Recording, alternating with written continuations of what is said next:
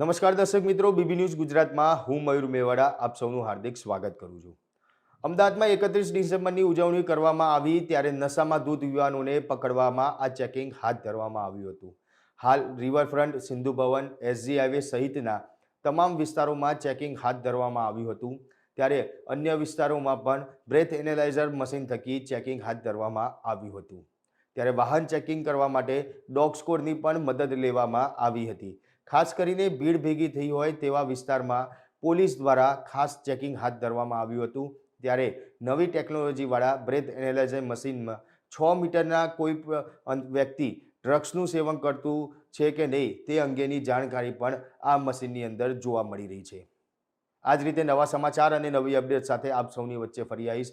ત્યાં સુધી અમારી બીબી ન્યૂઝ ગુજરાતની ચેનલને લાઇક કરો, ફોલો કરો અને યુટ્યુબ ચેનલને સબસ્ક્રાઇબ કરો। નમસ્કાર।